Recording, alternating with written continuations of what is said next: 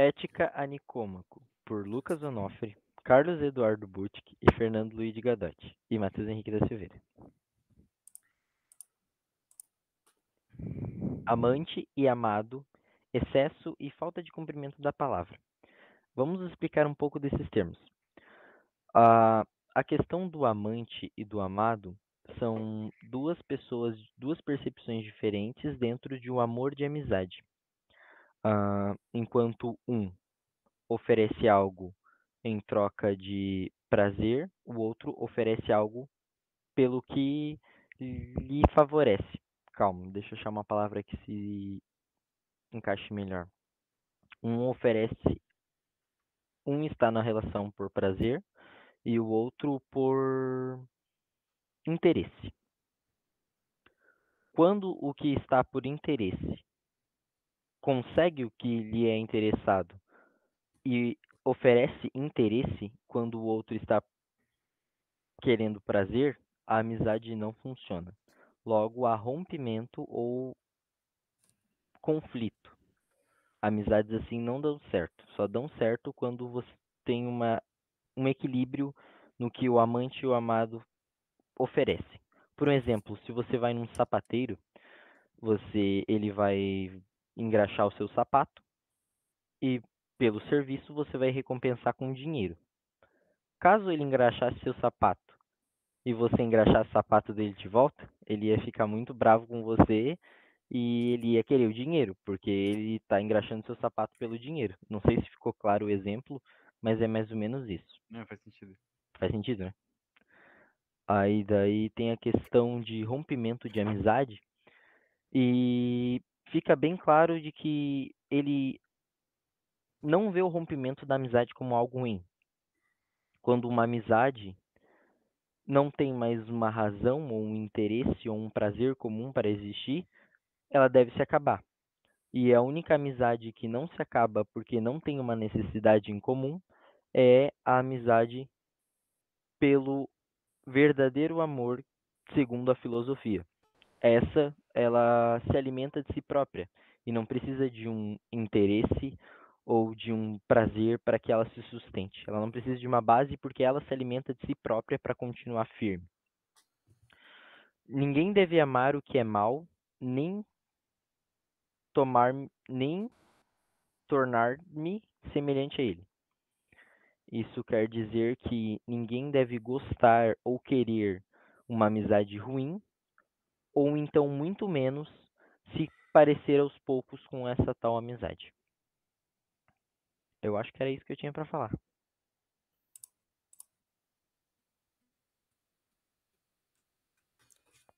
Agora eu vou falar sobre mais alguns tipos de amizade.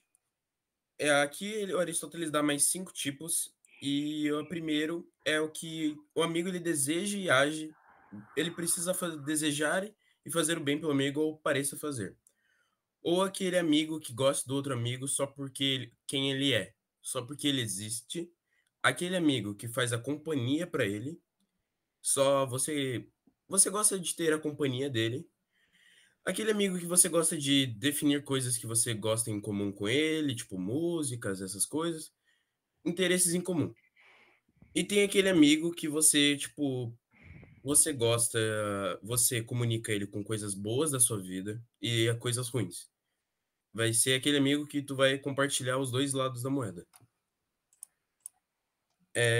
O Aristóteles vai falar sobre reflexo nas amizades. O que que é? Se eu tratar o Carlos mal, quer dizer que eu vou ser uma pessoa mal. Isso ele trata como o reflexo nas amizades. Eu sou quem eu trato meus amigos. Então, pode ser dos dois lados também. Eu posso tratar bem e ser bem, eu posso fazer coisas más e ser más, eu posso fazer coisas específicas você é desse tipo de pessoa. Benevolência. A benevolência é um tipo de amizade, não é uma amizade, mas é algo que se durar por muito tempo vira uma amizade. Eu vou dar alguns exemplos para entender melhor. Eu estou numa competição. É eu versus o Matheus, o Carlos e o Fernando. A gente está competindo pela mesma coisa. A gente tem um interesse em comum. Esse interesse em comum, a gente tem em comum, obviamente. Então quer dizer que a gente está batalhando por uma coisa em comum, e então a gente tem um sentimento por isso. Quer dizer que a gente tem uma coisa que a gente possa fazer uma amizade. Ela tem algumas diferenças, porque ela não dura muito, em questão à amizade, que tu precisa ter confiança na pessoa, você precisa, você tem que ter aquela duração, você gostar da pessoa, aquela confiança, coisa que você não tem na benevolência, e isso vai dar com o tempo. A outra é unanimidade. O que que é unanimidade? É outro tipo de amizade. Como que seria unanimidade? Vamos supor que nós quatro aqui dessa reunião que a gente está fazendo, a gente tem uma opinião em comum. Essa vai ser a nossa unanimidade. Isso a gente tem em comum. Então a gente vai ter uma amizade por causa disso. Mas não é a amizade, mas sim alguma coisa que a gente vai ter em comum e que a gente vai lutar por isso em comum. Integridade. O que que é integridade? A pessoa, ela luta pelos seus valores, e ela é uma pessoa virtuosa por causa disso, de lutar pelos seus valores e seus valores morais e éticos. Então a pessoa, ela vai ter uma integridade sua por não mudar os seus valores por causa disso. Ela tem integridade nos seus valores e essas coisas. Essa é a minha parte que eu tive para falar. Agora sou, é o Zuguri. Bom, durante uma parte do capítulo não, do livro 9, né? Eu também ia falar, eu não caracterizaria como uma amizade, mas sim um tipo de amor que tu vai ter por isso, por algo, que é pelo teu trabalho, pelo teu sofrimento, pelo teu desgaste, né? Que ele vai também fazer comparações do amor, por exemplo, que uma mãe sente pelo seu filho, que é diferente do pai. Não que o pai não vai amar o filho dele, mas tipo, a mãe, principalmente naquela época, né? Que onde foi escrito, acho que é no cômico, ele vai falar que, tipo, a mãe, ela teve todo aquele sofrimento de ter que carregar o filho dela 9 meses na barriga, de ter um parto que às vezes vai ser muito doloroso para ela, pode até acabar custando a vida dela ou do filho dela. Então, para ela, isso vai ser muito ver aquela figura que ela criou, que ela formou dentro do trabalho dela, do ardor dela, vai ser muito prazeroso para ela. E ela vai fazer ela amar aquilo ali, acima de muitas coisas. Acima de tudo, na verdade, eu acho, né? Por isso que isso justificaria muito o amor que as mães sentem, né? A preocupação que elas sentem por nós. Também vai falar sobre o amor do que um poeta sente pelos seus poemas, né? Que é a mesma coisa. Não é a mesma coisa, né? Claro, que a gente tá fazendo uma cooperação de pessoas, mas ele. Aquilo ali foi ele que escreveu, ele que pensou em tudo, ele teve que. Todo um trabalho, todo um pensamento por trás dos poemas que ele vai escrever, né? Também ele vai falar sobre se homens que são felizes sozinhos necessitam de amigos. E Aristóteles vai responder que não. Eles não precisam de amigos se eles são autossuficientes, se eles conseguem se sentir bem sozinhos. Acho que é isso.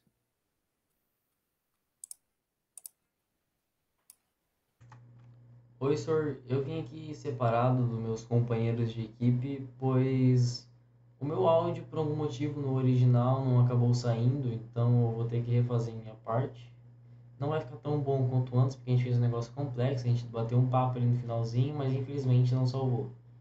Então eu vou fazer aqui a minha parte e fica a minha parte aí, senhor.